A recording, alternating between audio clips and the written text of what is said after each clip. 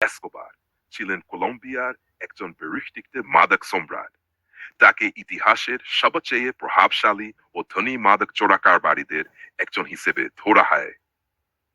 সংক্ষিপ্ত জীবনী: পুরো নাম Pablo Emilio Escobar Gaviria, son 10 December 58, Rio Negro, Colombia, Matu December 56, Medellin, Colombia.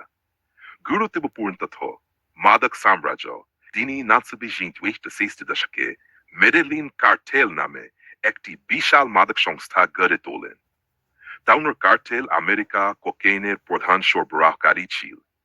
একসময় বিশ্বে বিক্রি হওয়া কোকেইনের প্রায় প্রসেসে এসকোবারের কার্টেল থেকে এর আর্থিক অবস্থা: তিনি এতটাই ধনী ছিলেন যে ফোর্বস ম্যাগাজিন তাকে বিশ্বের শীর্ষ ধনীদের তালিকায় অন্তর্ভুক্ত করেছিল। প্রতি সপ্তাহে তিনি প্রায় 87 কোটি ডলার আয় করতেন বলে অনুমান করা হয়।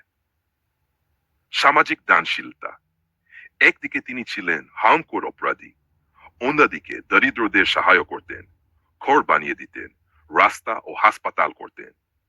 এজন্য অনেক কলম্বিয়ান তাকে রবিন হুড বলেও সম্মান করত। মৃত্যু: ওয়াও ছিলে কলম্বিয়ান পুলিশ ও মার্কিন যুক্তরাষ্ট্রের ডিইএ যৌথভাবে এক অভিযানে তাকে হত্যা করে। উপসংহার: পাবলো এসকোবার ছিলেন ঐতিহাসিক ও বিতর্কিত চরিত্র। ইনি অপরাধ, দানশীলতা ও ক্ষমতার অদ্ভুত মিশ্রণে বিশ্ব ইতিহাসে স্থান করে নিয়েছেন।